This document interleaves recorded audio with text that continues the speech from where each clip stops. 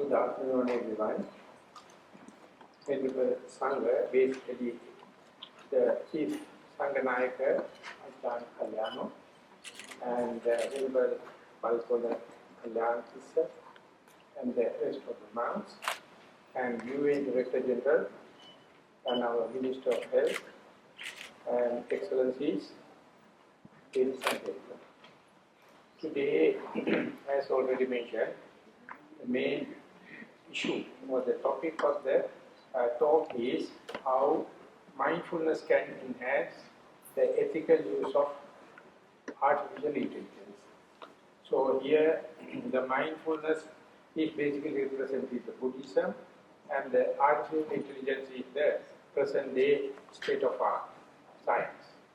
So lucky enough, in our generation, specifically those who are born before 70s, underwent the difference of the scientific development and the technological development. So we had the problem of ethical use, how to use science ethically. Now science gone little further into artificial intelligence. And when I was born, the Buddhism and mindfulness was far, far apart.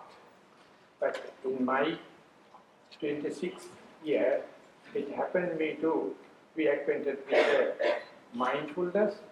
So there's no word, I thought the mindfulness is the most interactive and cooperative thing of the Buddhism, which can incorporate with the multitasking kind of a life. And I, after coming into contact with mindfulness, 8-9 years time, thought of becoming a monk. And I had about 10-20 years complete isolated forest monk's life. And meanwhile, I had the idea of sharing this mindfulness with the other children, because I was a product of free education in Sri Lanka. So at the beginning it was very, very difficult to incorporate mindfulness into the school system, and we started in 2015. By 2024 we had 2 cabinet papers. We incorporated mindfulness into Sri Lanka, more than 10,000 schools and 4.5 million children. And already just before coming, our health minister also was there in the cabinet. We had a mindful day to Sri Lanka. Today is the day. Second after the first, soon after the Vesak, and they may be commemorating in Sri Lanka. So the topic is how mindfulness can enhance the ethical use of artificial intelligence. So in my understanding, artificial intelligence is a product of mindfulness. You must have a clarity of the mind to have that kind of a sharp understanding. And the difference between the mindfulness and the artificial intelligence is mindfulness is so open for ethical part, but artificial intelligence so far, according to my understanding, not given due emphasis to the ethical part. But lucky enough, both the subjects, artificial intelligence as well as mindfulness, have evolving character. They can be evolved. So that is how the topic came into the UN today. How can the mindfulness enhance the ethical use of artificial intelligence? So at the beginning I thought, due to this artificial intelligence, it may be contradictory with the religious subject or something like mindfulness. But when you go into the subject, you can see most of the leading people present day in the artificial intelligence, they have developed this due to their choiceless awareness or free, evenly suspended attention.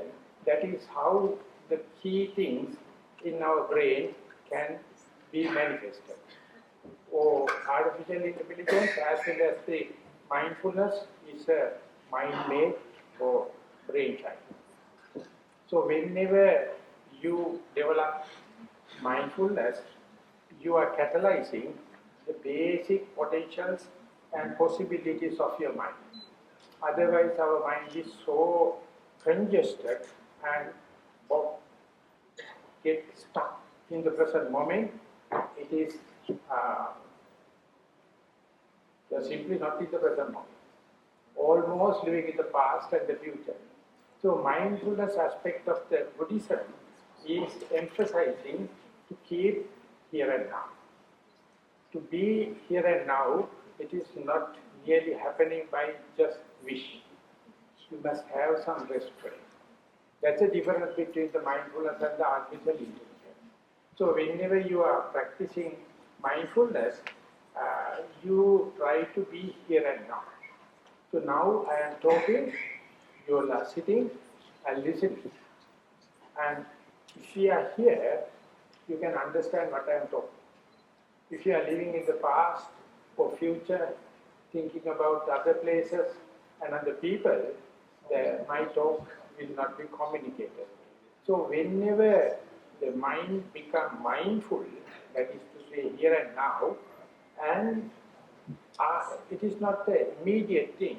When you are practicing for a period, mind becomes choiceless to be aware of the vast area, not the reductionism, but the system approach. But the system approach, according to the Western thinking, given to the church. And the reductionism is going into the science. But the Buddha, enlightened 2,567 years ago, he is the only person see the relationship between the reductionism and the system approach. And my education was basically in the scientific part, but lucky enough, I exposed to the mindfulness, and when this is continuing, I try to see the other religions, other aspects or other religions, and they are Muslims. They have in their holy scripts one word, something like mindfulness, morahaba. And they say it is in the book, but they are not practicing. But Hinduism, Satchitananda, that is also there. Scriptures are there. But unlucky enough, in the mindfulness also the same. I am born in Sri Lanka, born to a Buddhist family, but I have never heard about that scripture. But lucky enough today, if you go to the United Nations Sustainable Goals, the word mindfulness is not there, but the content is there. The parallelism is there.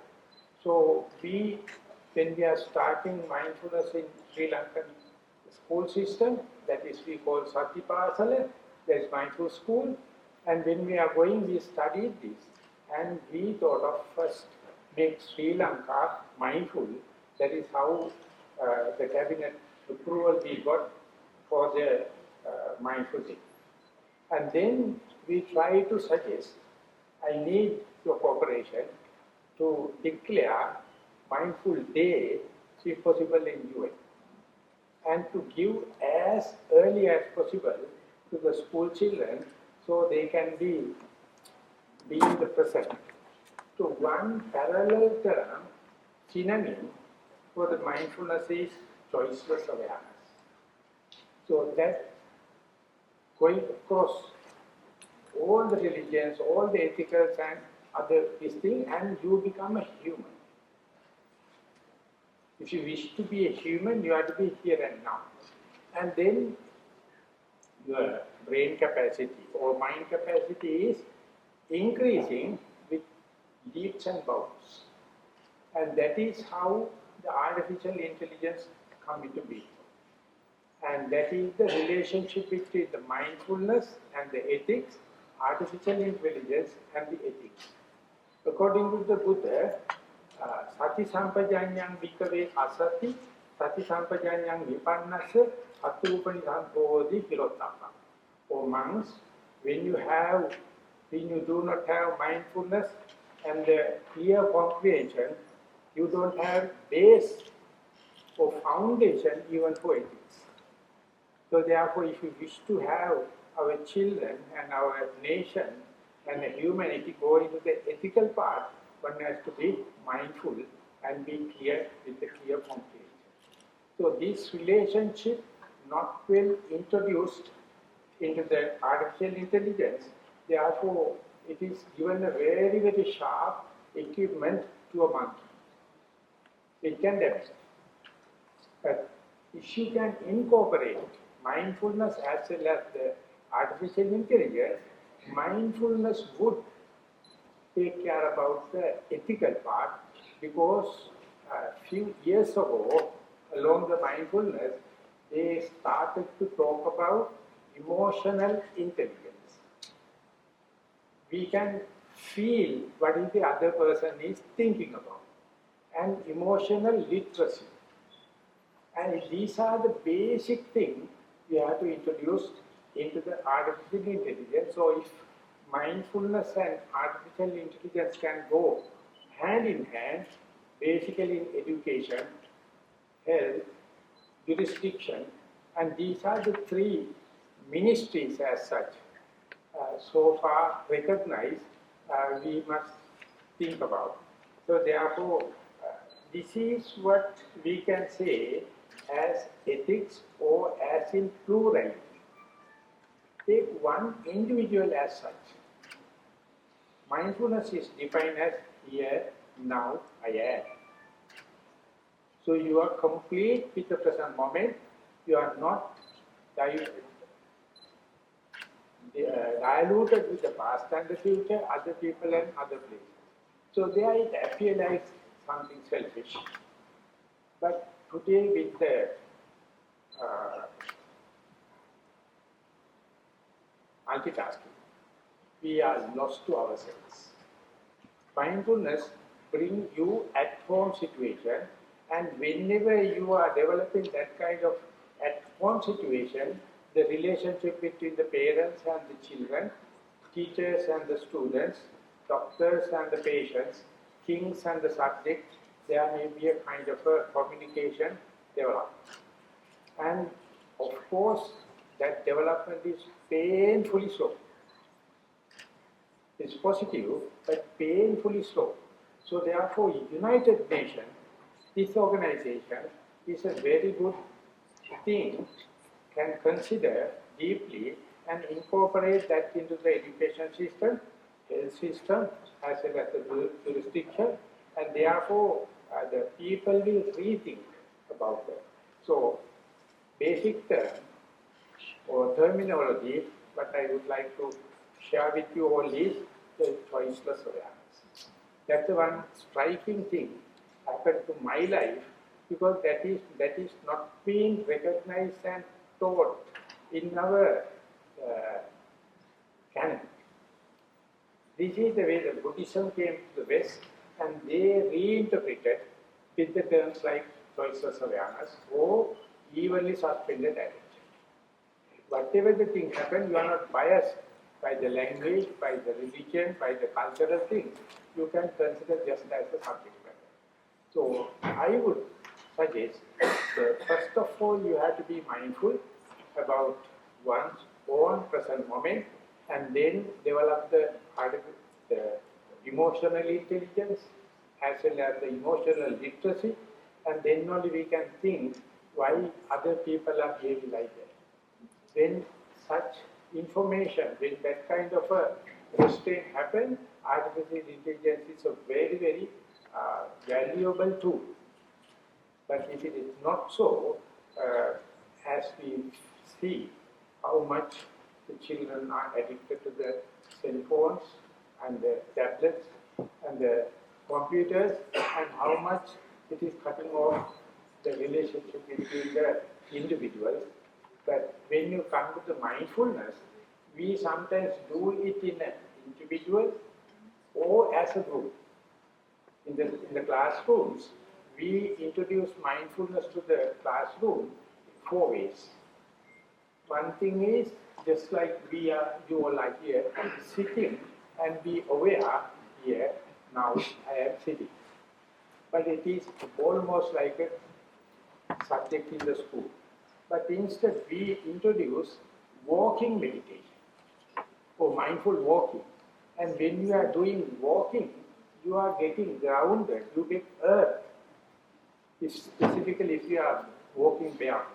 And when that is happening, there's a kind of a group action happening, relationship between the teacher and the students. And they are very happy. Most of the time they do walking meditation in house. And the third part is how to be mindful in day-to-day activities. Specifically, we introduce brush your teeth daily while doing it one thing at a time and that done it. Don't think about the past and the future. Do that. When you are eating, when you are bathing, every time you can practice. And the last aspect is the one very interesting. In the Sri Lankan school system, we do mindful games. And therefore, they are cut off from the electronic games. They are coming back to the normal tools and playthings, but not fighting for a winning, just play for the sake of winning. So when that kind of understanding happens, children learn a lot of languages by interacting with other children. And they learn to be active, motivated, but not chasing behind the only winning. So that is the way they are practicing. So when we are going now, our aim is to give it to the universities and vocational training and the government service sector. And the next department-wise, I am happy our honorable ministry is here, and that is health sector. Specifically after COVID, there was a huge tension in the health workers as well as the patients. But whenever the mindfulness comes into being, they slowly learning how to handle this tension and frustration and kind of a multitasking. So artificial intelligence is a must, especially for the health sector, because so much of things. But it must be handled very carefully with the ethical commitments. So therefore, health sector, we wanted to share with not only with the patient, but the doctors, administrations, everywhere, introduce mindfulness as much as possible. We tried with the medical students, as well as the engineering faculty students, to introduce, and whenever they go to the society, they are getting so much of tension. In university where I studied, Peradeniya University, for the last year, 8 students committed suicide. Medical students, 4 engineering students. So they are helpless, because they have all the knowledge and equipment, but they don't know how to handle it. So therefore, we elders must understand to give this mindfulness or self-understanding, self-compassion, loving kindness, and to then spread into the others in the classroom level and then in the job as well as other places. And whenever they are using artificial intelligence, they must have their own discipline. Usually within the artificial intelligence, it is not incorporated. I thought it's the best way is to be mindful and be understand about the awareness and the presence, the present moment. So first you have to start with in the individual level. Then only we can do group walking meditation, group sitting meditation, and understanding of the empathy and compassion about the other person. When you become here and now, or I would say when you become mindful, we all are the same. We become human. Whenever mind becomes shifted to the past, future, other people and other places, then only we have sectarianism. When we have the one-upmanship, we have a lot of motivational activities. But when you come to the here and now, everyone cannot come to the the understanding of the empathy and the compassion, and the ethical decision making. Because in Sri Lanka we have multi-ethnic society where we had a very bad experience and occasionally things are happening. But for the last few years, it is calmed down. Everyone understands. I am not attributing everything to the mindfulness, but due to bad experience. But mindfulness is now thriving very nicely. That is how the present Vesak, presidential secretary, has given order to introduce mindfulness to all the government service centers. That is to make ethical decision making. I am now in Europe, but I am going to give the example from Sri Lanka. It is a third world country, and this I thought is the best gift or best solution we can give to the United Nations or humanity as such. And humility and the openness. We have to understand other ethnic groups, other languages, other things, and if you are not mindful, if you are not expressively aware, if you are not evenly with the suspended attention, you will be rushing to a decision. That when you develop mindfulness, you suspend the decision. You become patient. You become non-coercive. Just study what is happening. That openness is there, and I think even the Buddha preached so much of years ago. I think present day that pressing demand is very high, so openness, we can say, put into the simple English. And reductionism in bias. We have no preconceived idea, premeditated idea. We can be listened to. Parents can listen to the children. Children can listen to the parents. If they are with so much of blinkers, with the bias ideas, then they work with preconceived ideas. So most of the decisions are wrong. My classic example I give, we love cricket. Earlier cricket was done by 2 umpires. And the third umpire was the television camera. Television camera, no human error, no bias. Everybody has to accept. So likewise, mindfulness is your own third umpire. Your own closed circuit TV. You can reflect back. Action play with slow motion. You can reflect back what happened when I was in such a tense situation, and you can be critical about yourself. That openness is happening, and you are willing. It is happening even in the criminals or in the terminal cancer patients or drug addicts. They are also gained back to the society because of the openness and the responsible risk management. That is the part nowadays children are very, very thin. They can't handle whatever the risk happens. So ultimately committing suicide or damaging others. So even in a country like Switzerland, so much of suicidal rate. And that is not because of the basic needs or something like that.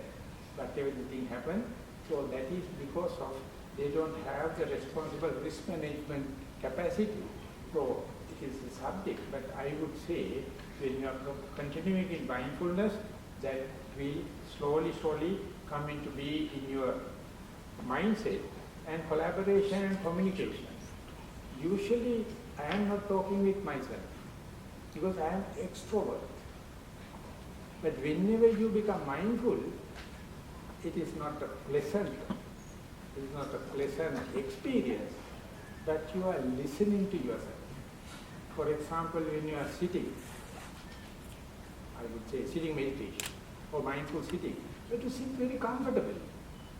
You have to sit symmetrically, and you have to take your limbs, relax, and then only mind can become mindful. If you are in a tense situation and distracted, very difficult. So therefore, mindfulness is developing kind of a self-compassion and communicating with it. You are communicating with yourself. Short circuits start to work. Then only you can talk the message, you can give the message to the other person, short to the point and short and sweet. There is so much of telephone communication, so much of communication, but you see the number of misunderstandings, something wrong. So therefore, whenever you become mindful, that communication becomes very, very fast. During the time of the Buddha, a lot of communication happened through silent sermon, mind-to-mind communication. So artificial intelligence also can give that kind of a thing, but when you are practicing mindfulness, we communicate with your body language as well as the silent sermon. So of course I am rewinding again. For that to happen, you must have mindful experience years, not the beginners. But the beginners can have kind of a understanding and ongoing reflection and adaptation. That means evolution. Mindfulness is very difficult to define. Whenever you define, the next moment the meaning is different because it is evolving. Exactly the artificial intelligence. Our parents and grandparents' understanding and our understanding and our children, it's evolving very fast, but human capacity is there for this evolution, but it is not being used because we are using only very small fraction of the mind capacity. So to go expansion, that is the mindfulness is good, and then the result will be artificial intelligence, and it will be covered with emotional responsibilities, and that is how I try to understand the relationship between the mindfulness and the artificial intelligence. Therefore, each and every one of us must take the responsibility. Then only the group responsibility will come, and therefore today elderly people, parents, religious masters, and the doctors, and the leaders, everyone must have this understanding that they are very busy. That's why I thought of giving it to the children at the age of 10, grade 4, and they are catching very fast. I am waiting in Sri Lanka, a mindful child to become the president, a mindful child to become the prime minister, and the health minister also. And then they can understand how they can pass that to the second generation. So I never thought a person like me get a chance like this to talk to the United Nations, such a responsible people, and you listen very carefully. And you would have taken some points, and we have prepared a lot of videos and books. Of course, it is available only in English, Sinhala and Tamil language. I am very happy to share, and in time to come, expect so much of cooperation with the UN as an organization to understand carefully and introduce mindfulness. Maybe Vesak Day is a very good day because Buddha has greatly addressed the subject, but don't think it has no relationship with other religions, and therefore every religion, every nation, they have roots, something like that. You have your own roots. Therefore, we claim mindfulness is a birthright. You are born with mindfulness. Once it is catalyzed, you will develop your own capacity, and easily you can handle artificial intelligence, and you can have your own well-being,